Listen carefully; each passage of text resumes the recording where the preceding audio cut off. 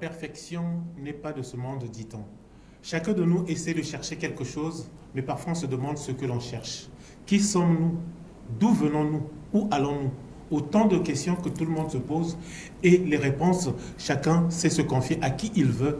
Pour d'autres, il y a quelque chose dans la maison sur qui il peut compter, sinon que pour certains, se confier à un être suprême au-delà de toute connaissance. Mais être celui-là qui possède cette connaissance, c'est être aussi en mesure de partager cette connaissance qui peut apporter quelque chose à l'audimat, à ceux qui sont autour.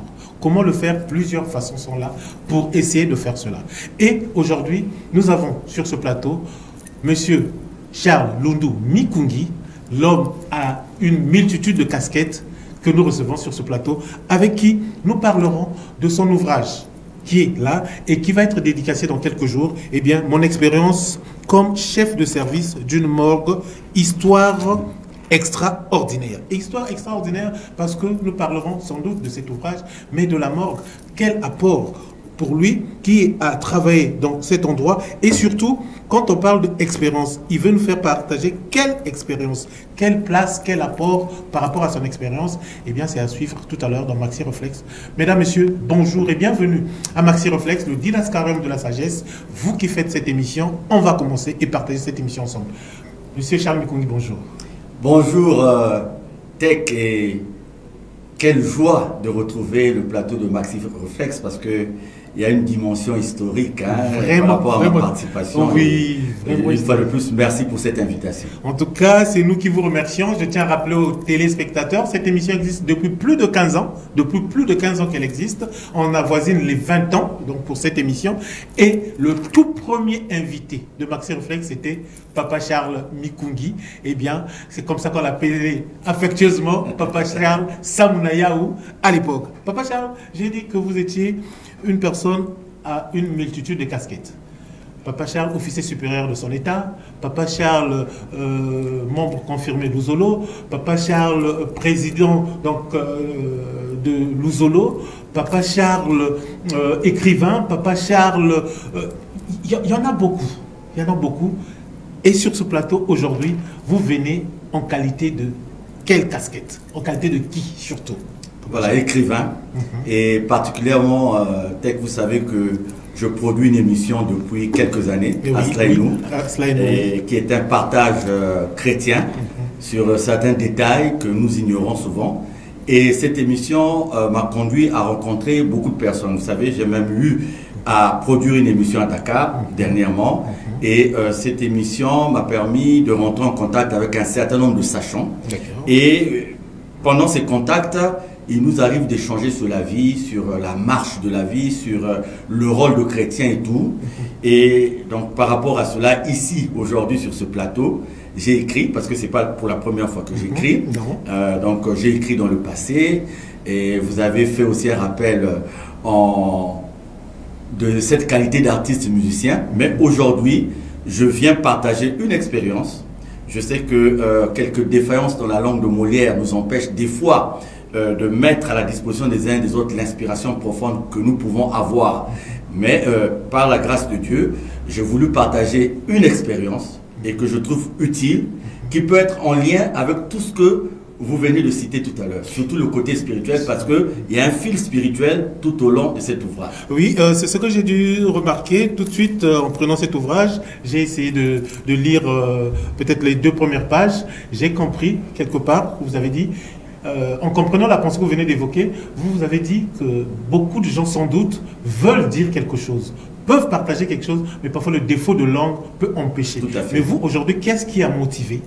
Est-ce que, puisque vous reconnaissez toujours que non, peut-être qu'il peut y avoir des faiblesses de ce côté-là, mais aujourd'hui, qu'est-ce qui a plus motivé que vous puissiez mettre aujourd'hui sur pied, si ce n'est que faire sortir cet ouvrage-là? Quand on lit le titre, déjà rien que par le titre, ça laisse à réfléchir. Qu'est-ce qui vous a motivé? D'accord, ce sont des faits qui remontent aux années 90. D'accord. Pourquoi en parler aujourd'hui? Donc je suis à Dakar début mai de cette année. Et vous savez, mes enfants habitent à côté de ce qu'on appelle le monument de la Renaissance africaine. Donc le quartier s'appelle le quartier des Mamelles. Et je suis là, je suis en train de méditer et je reçois un texto. Quelqu'un me dit, continue de faire ce que tu es en train de faire, je vais te tuer. Donc la personne m'envoie un texto, dit je vais te tuer. Wow. Et je reçois le texto. Une menace. Voilà, une menace. Je reçois le texto à 3 reprises.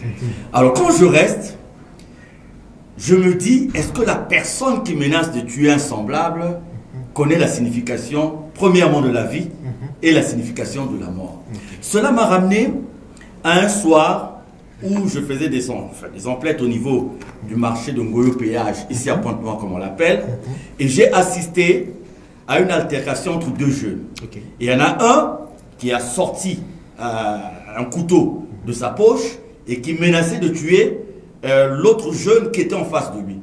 Et donc les gens voulaient un peu s'interposer et tout, et en reculant, on continuait à menacer de mort l'autre. Il n'a pas vu venir un véhicule qui venait du sens de Njeno. Et ce véhicule a écrasé sur le champ. Donc vous avez quelqu'un qui à l'instant promettait la mort à un semblable et qui lui-même a été tué avant. Donc quand je reste, c'est vrai, je suis un peu bouleversé parce que dire à son semblable je vais te tuer, et quand je reste, je rentre dans une méditation. Et quand je rentre dans une méditation, je me rends compte qu'à un moment donné de ma vie, je me suis retrouvé à gérer une morgue. Je me suis retrouvé à voir des hommes, des femmes quitter cette terre et voir leur corps devenir comme une simple marchandise. Et je me suis dit, pourquoi ne pas parler aux uns et aux autres de cette expérience, pour leur dire que vanité de vanité, en fait, quel que soit ce que nous pouvons être sur cette terre, nous pouvons être détenteurs d'un pouvoir, d'une puissance. Nous pouvons être détenteurs d'une richesse et penser qu'on peut avoir le droit de vie ou de mort sur d'autres personnes. Je dis, je vais leur parler de ce que j'ai vécu dans les années 90 à la mort. Donc voilà la motivation. Et quand vous parlez de la langue, évidemment, je me suis essayé à l'écriture. Comme j'ai dit tantôt tout à l'heure, j'ai écrit, et je me souviens du premier livret que j'ai mis à la disposition du public, quelques plaisanteries de bon goût. Je me suis dit, la forte conviction que j'ai pour parler de la nullité de la vie sur cette terre, quand on n'a pas un objectif spirituel qui est lié à Dieu, je suis sûr que Dieu va me donner les mots et les phrases. Et je vais m'y mettre, je vais me lancer dans cet exercice, et je suis sûr que les gens retiendront de mes défaillances, de mes erreurs, le message. Et si les gens retiennent le message, c'est mon contentement, parce que je serai donc sorti des méandres, des lettres, des chiffres, du style, de la grammaire, de l'orthographe, pour offrir aux gens quelques mots, quelques phrases qui leur permettra de se poser des questions sur la vie que nous avons ici sur cette terre. Donc voilà, c'est pour ça que j'ai parlé de mon expérience. De votre expérience. Alors, de cette expérience, on sent un lien particulier que dans déjà dès la première page, eh bien, on peut lire à tous ceux, donc préface, la préface de ce livre, à tous ceux, à toutes celles qui, comme moi, avons été victimes de l'incontinence spirituelle de ce monde perverti par les pesanteurs volontaires des hommes et des femmes qui, de tout temps, s'évertuent non seulement à nier l'origine réelle de la création, mais à vouloir s'approprier les clés de la vie. À vous, je dédie cet ouvrage afin que vous vous éclairez davantage et que vous tiriez des leçons au sujet de la marche de la vie sur cette terre des hommes. Vous interpellez ces personnes, c'est vrai. Mais par la suite, vous vous référez à Dieu. Je peux dire ça comme ça. Puis vous dites à Guy-Émile Loufoua Sétikwabo, mon maître, qui très tôt m'a fait comprendre que la vie n'était que l'occultisme invisible. On va d'abord s'arrêter là. Vous parlez de votre expérience à la morgue, et là, vous parlez de l'occultisme invisible. Nous savons que la jonction des mots peut laisser être interprété d'une certaine façon. Votre maître, très tôt, m'a fait comprendre, mon maître qui très tôt m'a fait comprendre que la vie n'était que de l'occultisme invisible. Qu'est-ce qu'on peut comprendre par là, vu le lien de votre expérience avec la morgue? J'ai vécu différentes expériences dans ma vie.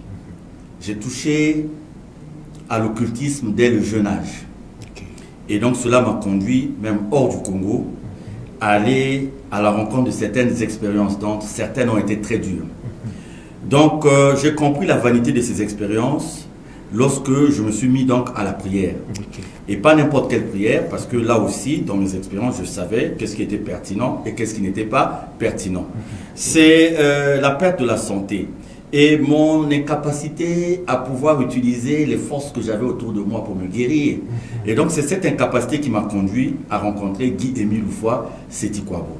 Et quand j'y arrive, quelques temps après, c'est là où je me retrouve à la morgue. Et je me pose la question de savoir comment toute ma vie, ma petite vie, je n'ai pas connu Dieu, j'ai méconnu Dieu. J'ai mis Dieu de côté. J'ai cherché à faire confiance à d'autres pouvoirs, à d'autres puissances.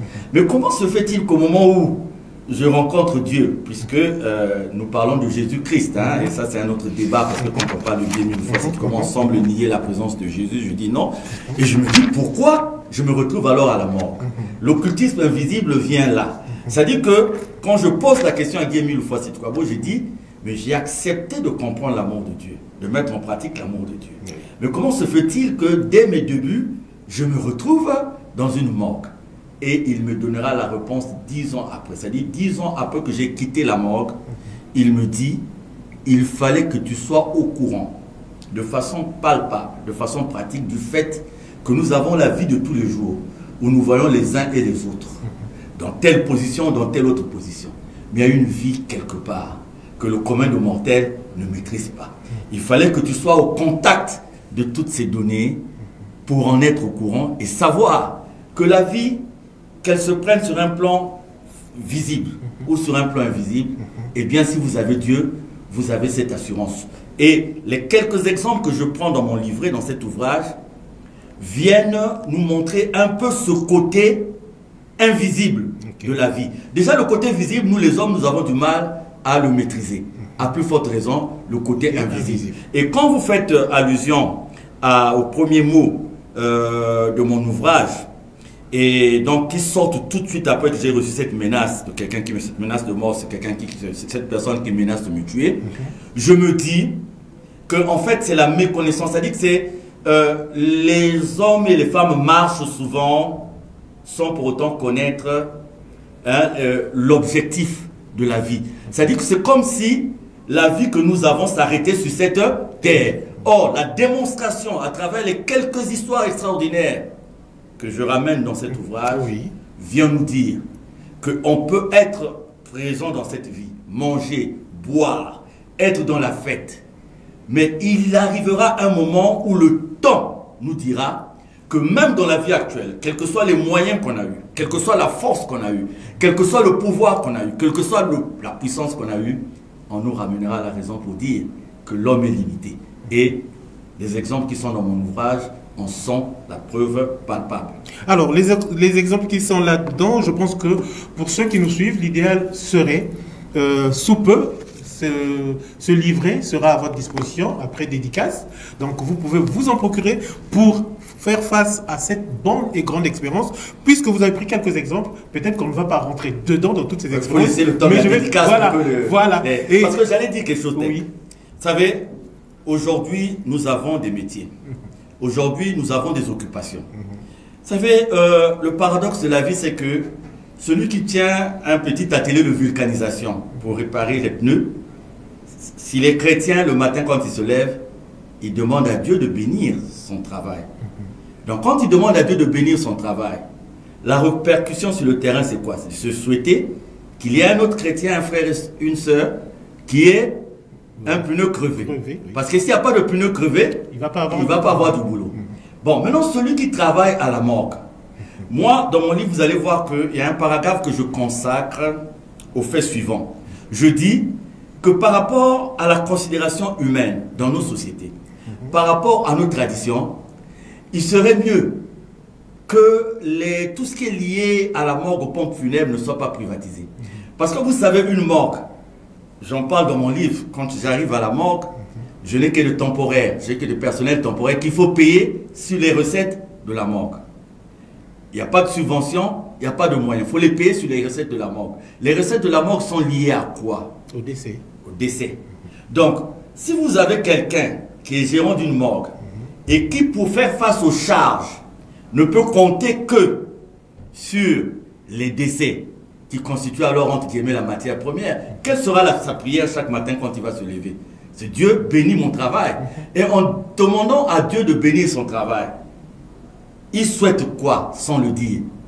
Parce que la mort des gens. Donc, voyez le paradoxe. Donc, quand on part de ce principe-là, ça peut nous conduire à faire que même en nous, le respect de la personne humaine ne puisse plus exister. Moi, je peux dire que j'ai fait que 2 ans. Je n'ai pas été relevé, j'ai quitté moi-même, je l'explique dans mon ouvrage. Mais dès qu'au bout d'un certain nombre de temps, je me rendais compte que je n'avais plus, c'est-à-dire je ne considérais plus la personne humaine dans son intégrité. Donc, il m'était facile de prendre une personne humaine comme un animal, comme une bête, parce que la manipulation permanente nous faisait ramener la personne humaine à une simple marchandise. Okay. Et donc, je le disais, je reviens, je ne me contente pas seulement de revenir sur certains faits, mais bien plus, j'utilise ces faits pour tirer des leçons qui peuvent nous ramener à une certaine compréhension logique de la vie. Cette compréhension logique, vous avez donné quelques exemples dans ce livret. Par exemple, je veux me permettre de lire quelque part. Vous dites, les réalités relatées dans ce livre commencent par ma nomination de façon inattendue, un matin, de mes 25 années de vie sur Terre.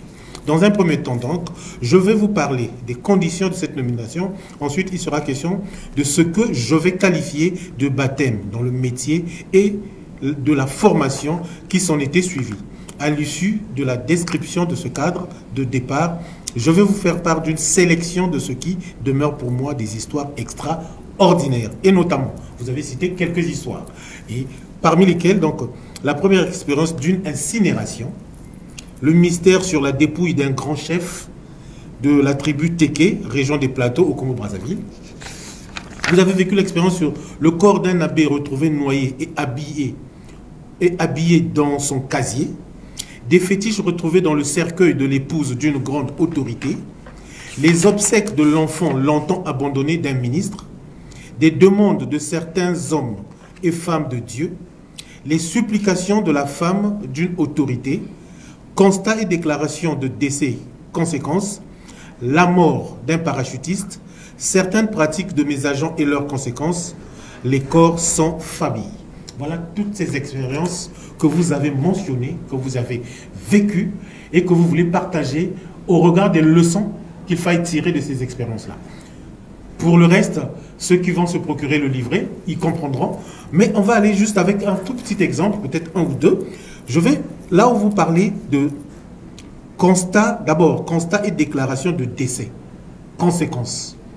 Aujourd'hui, vous avez dirigé une morgue. Vous parlez de constat et conséquences de déclaration de décès. Qu'est-ce que vous voulez dire par là? Qu'avez-vous constaté? Qu'est-ce que vous avez eu à constater? Et quelles sont les conséquences, surtout quand on parle de déclaration de décès?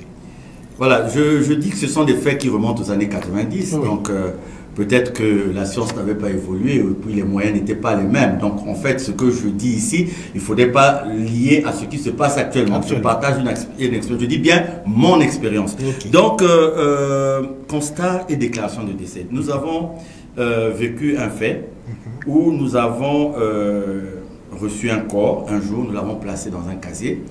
Et le lendemain, nous avions l'habitude d'ouvrir les casiers pour essayer de vérifier l'intégrité des corps, enfin tout au moins, puisque vous savez, c'est un problème de congélation et tout. Donc il y avait une vérification qui se faisait tous les jours. Et il nous est arrivé un jour de retrouver une personne, un corps, dans une position différente de laquelle il avait été déposé la veille. Et la personne avait même fait des selles et tout. Et ça nous avait conduit, à partir de ce jour-là, à faire que, sauf cas d'accident, sauf cas de putréfaction avancée, d'abord en cas de putréfaction avancée, on enterrait tout de suite, mais les corps qui mouraient dans certaines conditions, on avait pris l'habitude maintenant de les laisser dans la salle des casiers pendant 1 heure, avant de les mettre dans les casiers.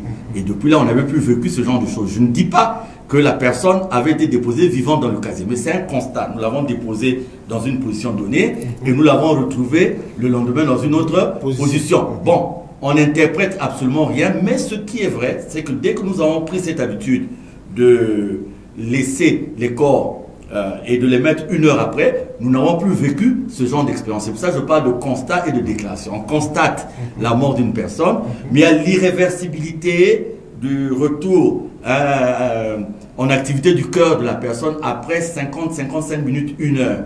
Donc, vous avez même, quand vous suivez Appel d'urgence, vous suivez certaines émissions qui sont liées au fait d'urgence médicale et tout, vous allez voir que même au bout d'un certain temps, on arrête le massage cardiaque sur une personne parce que après ce temps-là, le cœur ne peut plus se remettre à... Donc, nous avons usé de ce temps, quand le décès est constaté, avant de le déclarer définitif et le mettre dans le casier. Donc, nous avions pris cette procédure qui est d'ailleurs utilisée dans beaucoup d'établissements hospitaliers où le dépôt du corps ne se fait pas aussitôt. Hein, quand il y a le constat, on attend un temps donné, sauf dans des cas flagrants d'accident, de noyade dont on retrouve tout de suite le corps qui n'est pas encore en état de putréfaction. Donc c'est pour ça que je parle de constat et déclaration de décès. C'est-à-dire nous avions pris l'habitude pour certains corps de ne pas les mettre directement dans le casier, d'attendre un certain temps. Mais ça, je dis encore que c'était dans les années 90. Les choses ont dû évoluer parce qu'aujourd'hui,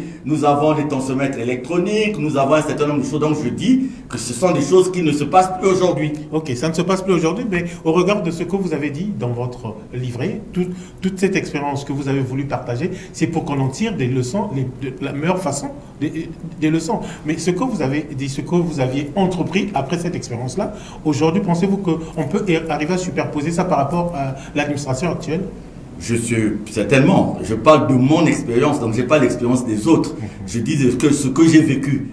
Et vous voyez même que dans le livre, je suis revenu sur certains préjugés, parce qu'on entend dire beaucoup de choses en ce qui concerne la morgue.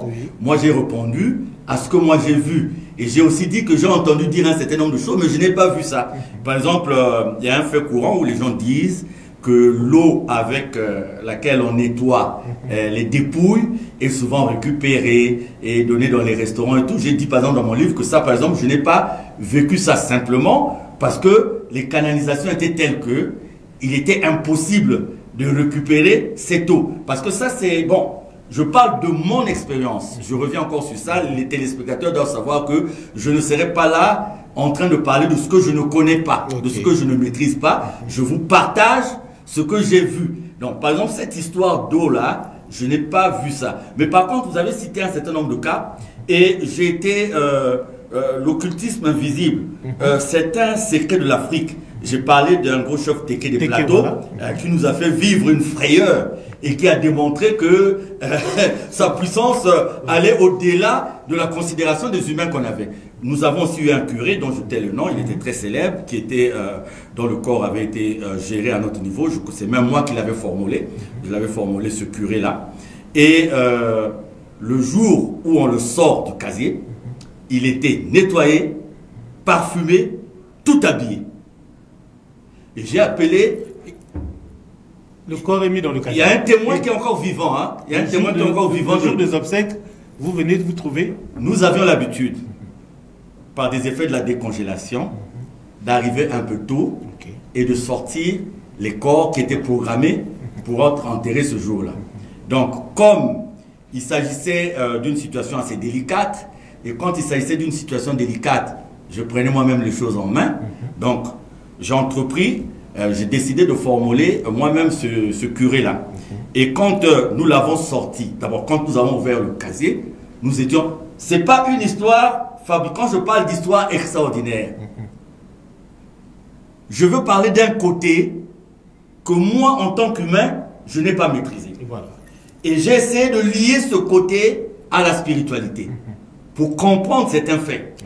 Donc, je ne suis pas dans la profondeur des faits pour en donner une analyse peut-être avec toutes les précisions, mais je dis, voyez ce que j'ai vécu. Et je dis dans mon livre que nous avons encore des gens vivants qui ont vécu cette époque avec moi, notamment un ou deux collaborateurs qu'on peut questionner à tout moment. Donc, quand nous sortons cet abbé, quand nous ouvrons le casier, tout de suite je m'en prends à mes collaborateurs. Je dis, ben, qui a touché à ce corps? C'était impossible parce que, et la permanence et tout, mais ça s'est passé comme ça. Ça s'est passé comme ça.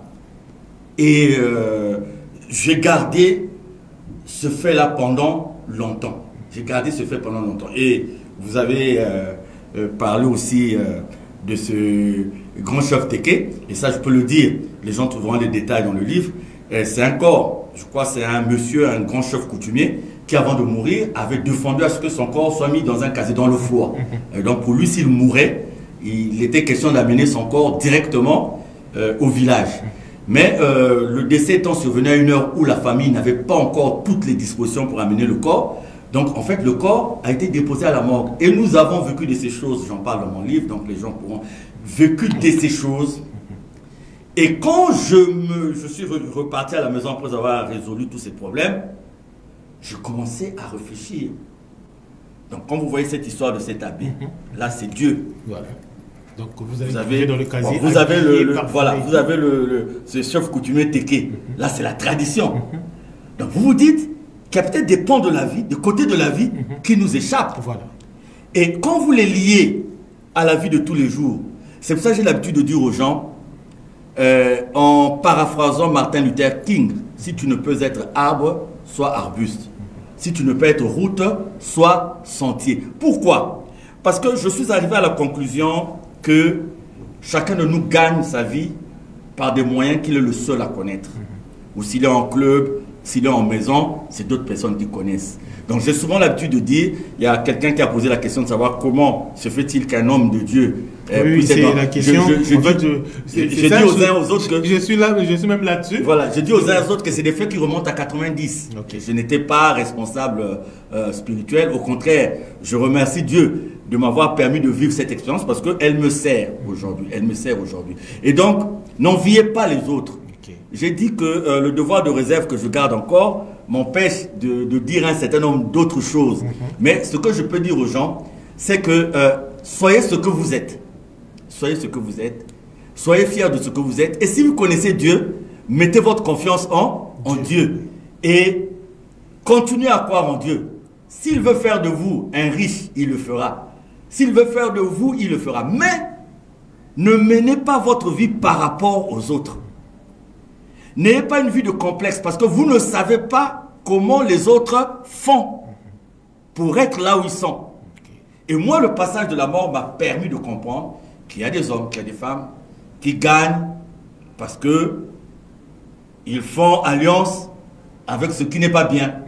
Et je l'ai vécu. Je dis, c'est des choses peut-être qui n'existent plus. Ça, c'était dans les années 90. Et qu'est-ce qui dit que non, ça n'existe plus? Parce que je ne suis plus dans ce genre de... Peut-être que vous... pour le savoir, mais au moins de par les expériences, puisque vous avez parlé de ce mystère du grand chef Téké, aussi vous avez parlé des demandes de certains hommes et femmes de Dieu. Oui, quand vous parlez des demandes de certains hommes ou femmes de Dieu, vous faites allusion à quoi? J'ai eu certains hommes de Dieu qui se sont rapprochés de nous parce qu'ils voulaient faire des prières à 3 h du matin, 4 h du matin, dans la salle. Je vous dis, il y a des témoins, ce que j'avance, il y a des témoins. Je ne dis pas que ce sont tous les hommes de Dieu qui font comme ça. Hein. Peut-être certains égarés par rapport à Dieu, mais nous avons eu des gens qui sont venus nous voir parce qu'ils voulaient occuper la salle des casiers pour faire des prières à 3 h, 4 h du matin et ils voulaient payer des abonnements. Je dis que ça n'existe plus. C'est-à-dire que la morgue actuelle ne fait pas ça. C'est-à-dire que je parle de mon expérience à cette époque, mais c'est sûr qu'aujourd'hui, ce sont des choses qui n'existent plus. Hein, tout est propre, tout est bien. Faut faire la différence. Je parle de ce que j'ai vécu moi dans les années 90. Quand vous voyez 90 à aujourd'hui, ça fait beaucoup d'années. Donc c'est sûr que s'il y a des gens qui le faisaient, mais moi je dis qu'à cette époque, j'ai rencontré des gens qui sont venus avec de telles demandes. Moi, je les refoulais. Je me suis battu pour le respect de l'intégrité de la personne humaine. J'ai même puni mon major lorsque j'ai eu à constater un certain nombre de choses sur des dépouilles. Et j'ai dit que nous avions un objectif majeur principal, c'est le respect de l'intégrité de l'autre. Vous savez, quand quelqu'un meurt, on a l'impression que il a commis. On oublie que le chemin qu'il vient d'emprunter, c'est le chemin que nous allons tous emprunter. Et il y a quand même des égards. Il y a quand même des égards par rapport à ça. Oui, j'ai vu des gens après, moi j'ai refusé de les recevoir. Mais le jour où je suis allé rendre visite à mon major qui était malade chez lui, j'ai été surpris de voir comment son chantier de construction avait évolué. Il n'avait pas pris un crédit quelque part.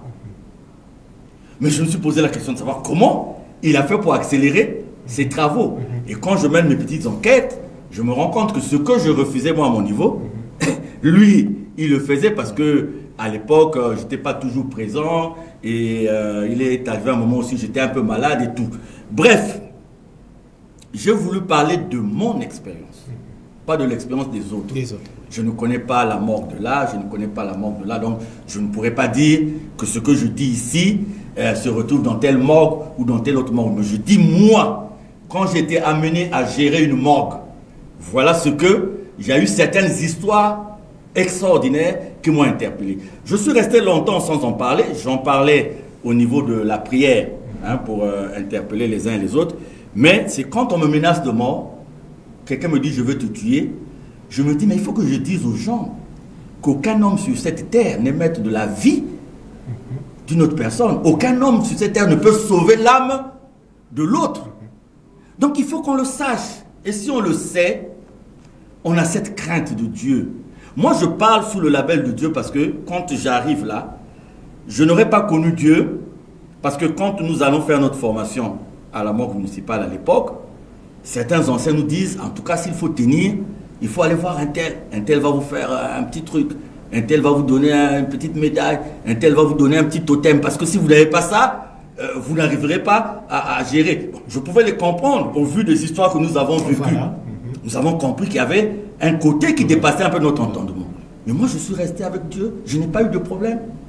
Je suis resté dans la prière et je n'ai absolument pas eu de problème. Quand vous lisez mon livre, vous allez voir comment j'ai débloqué la situation de ce chef coutumier Téké. Comment j'ai fait pour la débloquer, c'est dans la prière. En tout cas, on ne va pas en parler. On ne va pas en parler, pas parce que je ne voudrais pas que vous puissiez le savoir, mais sur ce plateau, l'idéal serait que vous partagez cette expérience par vous-même. Quand vous allez vous procurer ce livre, vous comprendrez la quintessence de cette histoire avec ce grand chef coutumier Téké. Alors, aujourd'hui, M. Mikungi, de par cette expérience que vous avez vécue, vous avez dit que pour certains, on pouvait proposer avoir quelque chose pour tenir, avoir un totem, avoir un talisman ou autre. Mais vous avez cru en vous, vous avez cru en Dieu et vous avez tenu bon. C'est votre expérience il y a des années. Aujourd'hui, cette dimension que vous avez vécue là-bas, cette expérience, cette dimension, aujourd'hui, elle représente quoi par rapport à votre pensée et votre croyance spirituelle? Très bien, très bonne question. En fait, je suis arrivé au fait que Dieu a raison de dire vanité de vanité. Ça fait aujourd'hui, on consacre un certain nombre de moyens quand une personne meurt. Mais quand la personne est malade, on le voit. Moi, j'ai vu de ces enterrements d'un luxe insolent, alors que la personne est décédée pour peu. Une ordonnance qui ne coûtait absolument rien. Et j'ai eu une autorité qui avait donc fait un enfant. L'enfant était mal formé. L'enfant était un peu abandonné. C'est sa maman qui s'en occupait. Et quand l'enfant est décédé, donc le jour de l'enterrement, on avait oublié que c'était un enfant mal formé et tout. C'était l'enfant d'un tel. Donc vous voyez, il y avait tout le gratin, tout le beau monde à la morgue. Et donc là aussi, en pareille circonstance, je prenais les choses en main. Je suis arrivé. Et lorsque j'ai pris le cercueil, et après la toilette, on a voulu mettre la jeune fille dans le cercueil, par rapport à ses pieds qui étaient repliés, on n'a pas pu, ni dans la position de dos, le couvercle ne pouvait pas se refermer, en biais aussi, ça ne pouvait pas. Mais tout le monde était déjà dehors, prêt, attendant juste la sortie du cercueil. Donc on ne pouvait pas, il fallait trouver un autre cercueil. Donc j'ai appelé discrètement cette autorité, je lui ai expliqué les faits. Et il m'a dit, mais non, à l'heure actuelle, on ne peut pas. Est-ce qu'il n'y a pas une autre solution? J'ai dit, l'autre solution consiste à sectionner les tendons sous les genoux et à mettre une bande. Et puis, il m'a dit, voilà ce qu'il faut faire. C'est ce que nous avons fait. Et après, je suis reparti à la maison et ma femme avait préparé les pieds de cochon. Et c'est ce jour-là que j'ai quitté la morgue. Waouh! Parce que je me suis retrouvé devant une anatomie qui n'était pas loin de ce que je venais de vivre. C'est ce jour, je n'avais jamais été relevé. J'ai quitté la morgue ce jour-là, avec toutes ces leçons, que j'ai gardées pendant des années et des années. Et il a fallu que j'en parle pour, je répète et je le dirai toujours, pour donner aux uns aux autres le sens véritable de la vie. Alors, les questions, la plupart, je pense que vous avez répondu à certaines questions qui ont été posées, notamment Arnaud Mouenet. Je pense que Arnaud Mouenet, vous avez votre réponse à la question. À cette époque-là, il n'était pas encore responsable au niveau de l'Ouzolo. Donc, votre question, vous avez sans doute trouvé réponse. Il y a pas mal de questions qui ont été posées dans ce sens-là. Mais comme vous avez déjà répondu, mais on va quand même s'intéresser à une question avant de revenir quasiment dans cet ouvrage. Si je prends la particularité de cette question, c'est parce que c'est quelqu'un qui envoyait la question, quand je vois l'indicatif, c'est 374, je pense que c'est au niveau de l'Europe de l'Est, si je me trompe. Il pose la question et il a envoyé un voice dans ce sens-là, si on peut peut-être... Bien sûr. Voilà. Ouais, bonjour Tech, comment vas-tu? J'espère que tu vas bien. J'ai vu sur ta page Facebook, aujourd'hui tu reçois Mikungi sur ton plateau de diffusion, tout ça. Bon, il y a tellement trop de questions à lui poser. Mais la question, en fait, je vais à l'essentiel. On veut savoir qu'est-ce qui ne va pas dans l'association OPH L'Ouzolo Amour. Parce qu'apparemment, aujourd'hui, c'est divisé en 3 groupes. Et chacun essaie de tirer son drap, enfin le drap de son côté. On sent qu'il y a une guerre de leadership. Et juste après la mort de, comment tu l'appelles, Papa Émile. Maintenant, l'autre question, je me souviens d'avoir vu des vidéos un peu partout, parce que je l'ai également, il y a une vidéo où il disait, en fait, les trois leaders de chaque mouvement aujourd'hui de L'Ouzolo. Donc Mikungi demandait aux autres de ne pas annoncer la mort de Émile aux fidèles. Face à cela, Émile est-il mort, oui ou non? S'il est mort, où avait-il été enterré? Et secondo, s'il n'est pas mort, donc il est où exactement? Voilà les questions que je voulais poser.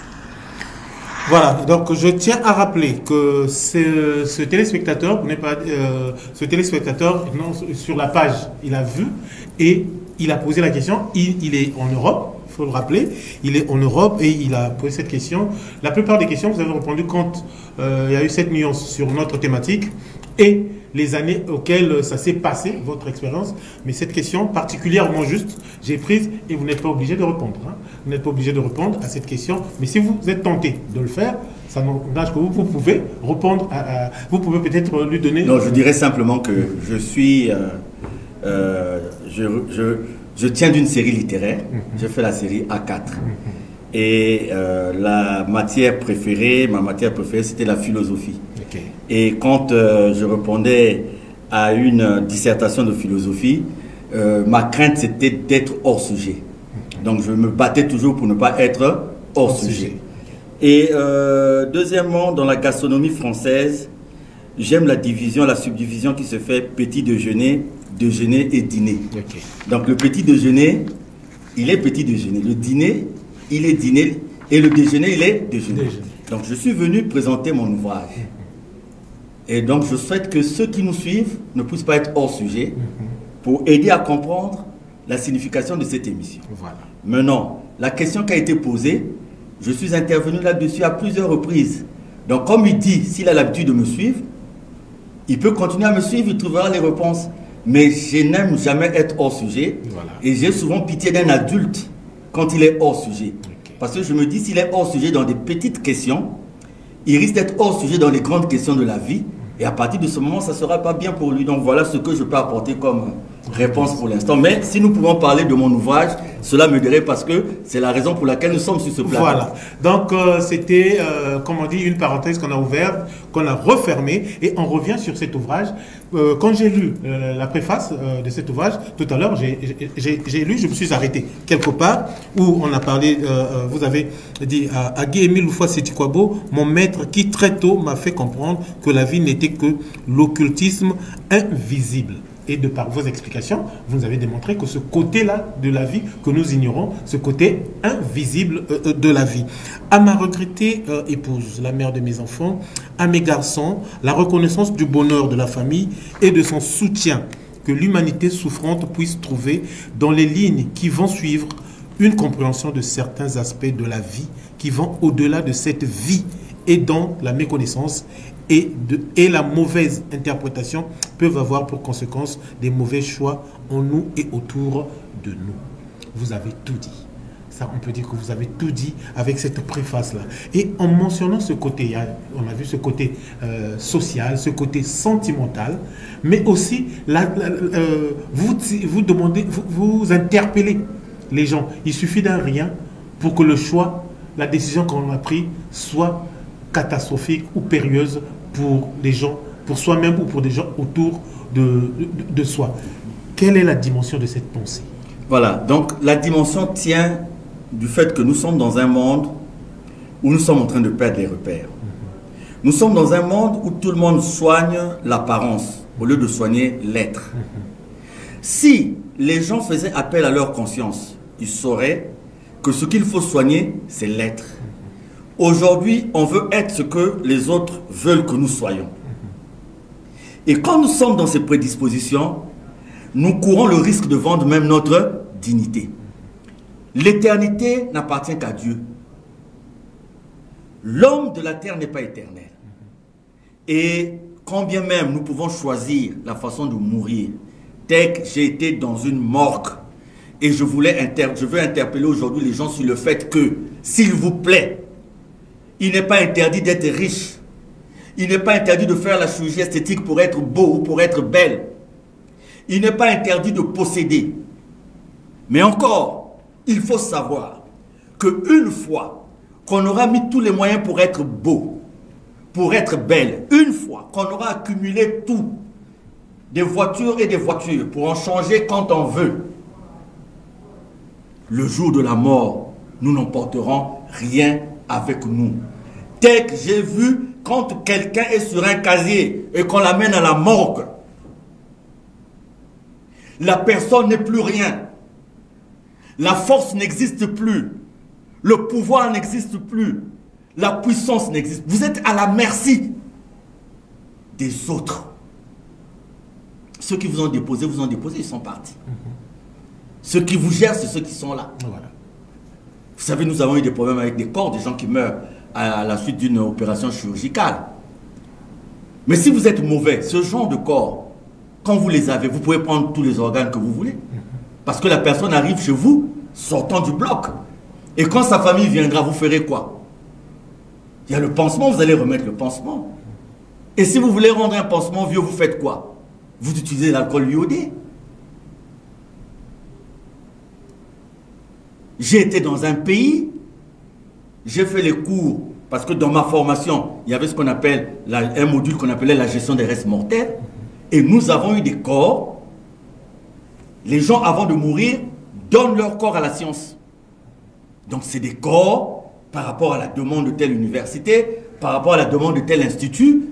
Donc, j'ai vu comment quelqu'un meurt. Et comme un animal, on dissèque pour envoyer là et là. J'ai vu des corps qui partent à l'étranger, qu'il faut préparer. Pour éviter la putréfaction, vous les préparez, vous préparez le corps qui va quitter un pays pour aller loin. Et il peut vous arriver, pour éviter la putréfaction, que vous enlevez, que vous ouvrez la boîte crânienne, que vous enlevez la partie molle, le cerveau, que vous en remplacez par du coton cardé, parce qu'il vous faut enlever toutes les parties qui pourront pourrir. Donc en fait, à la mort, nous ne sommes plus rien. Et je salue souvent nos amis musulmans, parce que quand ils meurent, ils ont simplifié même cette cérémonie. Donc, à travers les exemples que je prends dans ce livre, ce n'est pas pour une fierté, ou c'est pas pour m'enorgueillir, pour dire, voilà. Non, pas du tout. Mais c'est pour dire que chacun de nous peut partager une expérience qui peut aider l'autre à comprendre le sens de la vie. Et moi, je dis, quand je vois des gens prétendre gérer la vie des autres, prétendre avoir le droit de vie ou de mort sur les autres, je dis que tout le monde finira par mourir. Et ce jour-là, c'est d'autres personnes qui vont bénéficier de vos biens. C'est d'autres personnes qui vont juger de ce qu'il faut faire de la voiture, des voitures que vous avez achetées, des maisons. Tech, je m'en suis pris à un de mes agents parce qu'il y avait une belle femme quelque part dans un quartier. Quand elle meurt, le jour de sa toilette, mon collaborateur là voulait jouer avec son sexe, le sexe de la personne qui était décédée. Ah, tu étais belle, non? Et je l'ai puni sévèrement. Parce que, de son côté à lui, il y avait un manque de respect pour la dignité de la personne humaine. Mais en tirant les leçons, le monsieur voulait comme dire, haha, pendant que tu étais en vie, que tu comptais sur ta beauté, tu avais comme l'impression de marcher sur tous les autres. Voilà. Mais regarde là où tu te retrouves.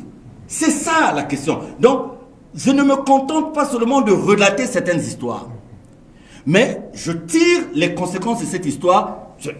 J'ai mes manquements, j'ai mes erreurs. Mais personne ne pourra venir m'enseigner aujourd'hui la marche de la vie. Parce que j'ai eu des... Vous savez, une femme qui vient pour accoucher, pour donner la vie, pour donner naissance, elle meurt. Mon premier cas à la morgue, c'est que nous allons en formation à la morgue municipale. Il y a un avion militaire qui crache, qui fait un crash dans le pôle. Et dans cet avion, il y avait mon oncle. Et nous faisons partie de ceux qui vont pour ramasser les corps. Et c'est ce jour-là, je n'avais même pas encore ouvert la morgue chez moi et que j'ai voulu déjà démissionner parce que ce que j'avais vu. Et quand nous commençons l'activité chez nous, le premier corps, c'est une sœur qui priait dans le Zolo qui meurt. Dans le bloc d'accouchement, en voulant donner naissance. Et je me souviens de la césarienne post-mortem qui est réalisée ce jour-là. Et je dis au Seigneur, cette maman est décédée. Mais ce bébé-là, est-ce qu'il mérite la mort? Il n'a même pas eu le temps d'être à l'air, voilà. Au moins d'avoir le contact avec cette vie ambiante. Et l'autre leçon, c'est que j'ai voulu aussi à des gens qui perdent le respect de la dignité humaine. Quand quelqu'un meurt, il y a d'autres personnes qui prennent... Moi, je suis contre la commercialisation des effets de la mort. Parce que si l'homme veut gagner, consommer, il risque maintenant de confondre l'être humain à une marchandise.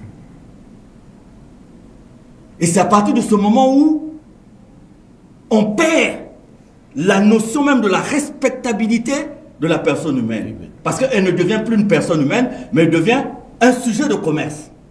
Moi, j'ai fait allusion aux musulmans tout à l'heure, quand quelqu'un meurt, même ambulance, même cercueil et tout. Mais regardez, quelqu'un va mourir pour une ordonnance de 18 000, et le jour de sa mort, il y a, même si vous mourrez, quand vous conduisez dans un corbillard VIP, et qu'on va vous enterrer dans un carré VIP, avec je ne sais pas quel VIP, ça ne change absolument rien.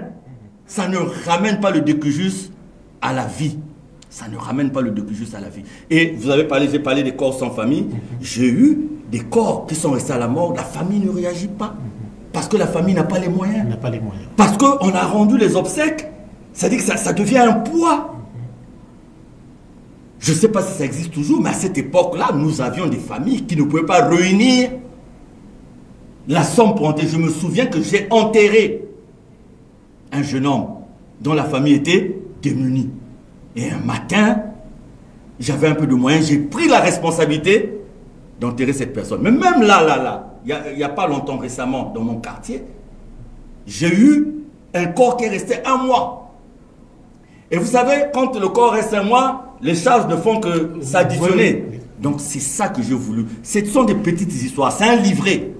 Ce sont des petites histoires, mais au-delà de ces histoires, c'est d'abord l'incongruité de la vie, le mystère de la vie, l'occultisme invisible qui échappe en l'entendement de toutes les personnes, et aussi le traitement des épidémies qui peut être opéré par certains semblables à l'encontre d'autres semblables. Donc c'est la raison pour laquelle, quand par exemple vous avez vu ce monsieur qui est, je ne sais pas dans quel pays, qui vous a posé la question sur le Zolo, quand j'ai parlé de hors-sujet, c'est ça aussi dans la vie. Dans la vie, il faut savoir mettre chaque chose à son temps, selon sa circonstance et selon la conjoncture. Et j'étais en train de dire, pour terminer, c'est ce que j'étais en mon propos, j'étais en train de dire aux Sénégalais, aux jeunes Sénégalais qui m'avaient enregistré quand j'ai fait Aslainou à Dakar, nous avons eu un débat avec eux et nous avons parlé autour du fait que, vous savez, les musulmans, ils mangent tous dans la même assiette. Cet acte d'amour a une signification qui nous échappe souvent. Et les musulmans, ils ont peut-être leurs manquements, ils ont peut-être leurs erreurs, mais à certains points, ils sont arrivés à comprendre un sens de la vie que les chrétiens que nous sommes, par exemple, nous avons souvent du mal à maîtriser. Vous allez dans une veillée aujourd'hui, l'accoutrement des gens a changé. Il y a des gens qui viennent même dans une veillée sans connaître exactement qui est décédé. Parce que la veillée devient un lieu de rendez-vous. La veillée devient un lieu de rencontre. Nous avons assisté à une veillée quelque part où une bagarre a éclaté parce que la femme a dit à son mari qu'elle s'était rendue à une veillée. Il y avait un mini-hôtel à côté. C'est là où elle avait eu, parce que la veillée, c'est la raison même, tout indiqué. Hein? Eux, ils étaient dans un mini-hôtel. Et quand le mari l'appelle au téléphone, elle est en train de pleurer. Le mari dit, mais tu pleures. Il dit, oui, vraiment la douleur est... Mais ce n'était pas la même chose. Or, elle ne savait pas que le mari était présent à la veille. La bagarre a éclaté. Donc, pendant qu'on pleurait, pendant qu'on compatissait à la douleur d'une famille, voilà. Donc, c'est l'homme aujourd'hui. L'enseignement, c'est l'homme qui doit retrouver les véritables valeurs. Voilà, merci beaucoup, M. Mikungi. C'est l'homme qui doit retrouver les véritables valeurs. Vous avez parlé de plusieurs exemples dans votre livret. Et là-dedans, dans cet ouvrage, vous avez développé des expériences pour ne pas seulement que vous puissiez être cet écrivain inspiré, ou bien qui essaie de lire la nature à sa façon et écrit, mais plutôt vous êtes parti de vos expériences à vous, afin de susciter quelque chose en toute personne. Et on peut retenir que dans tout cela, c'est dire que tout le monde, personne n'a le droit de vie ou de mort sur une autre personne, et que chacun de nous va y passer, mais l'idéal serait de partager sans doute l'amour. Et la meilleure façon de partager l'amour, est-ce le faire avec ses croyances ou son Dieu, ou seulement parce qu'on aime les humains? Être simple. Être simple. Vous savez, je n'étais pas humble dans ma vie. Et Dieu m'a appris à être humble. Et j'ai compris les vertus de l'humilité. J'ai compris qu'un homme peut se contenter de ce qu'il est. Un homme peut se contenter des habits qu'il a. Un homme peut faire de sa vie ce que Dieu veut que sa vie puisse être. S'il peut changer dans sa vie, eh bien il changera. Moi, j'ai commencé avec un vélo qu'on appelait Xiao à l'époque. Après, je suis passé à un autre vélo, on appelait 50V. Quand vous accélériez, le moteur montait. Après, je suis passé à une moto Yamaha. Et aujourd'hui, j'ai peut-être des voitures. Mais ça n'a rien apporté de plus dans ma vie. Sinon, ce sont des commodités. Donc, il faut être simple dans la vie. Il faut être simple dans la vie. Et voilà, c'est par ces mots sans doute, sauf si M. Mikungi a... C'est dire que le livre pourrait être trouvé un peu partout. Nous allons le mettre dès lundi, à la veille de la dédicace, dans les maisons de la presse, un peu par-ci par-là. Et dans certains quartiers aussi, dans des secrétariats, vous pourrez retrouver le livre. Ok, voilà.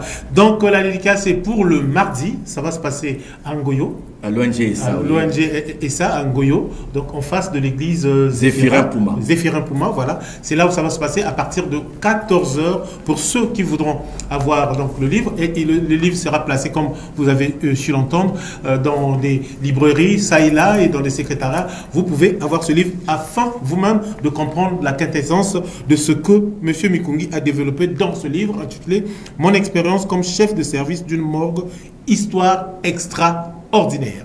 Voilà, merci beaucoup à vous qui nous avez suivis. Merci à l'équipe qui m'a tenu compagnie. Merci à Nathan qui a chapeauté la réalisation. Et merci à Irma Nadej Ikama qui chapeaute cette structure. On se retrouve samedi prochain, même chaîne, même heure. Au revoir.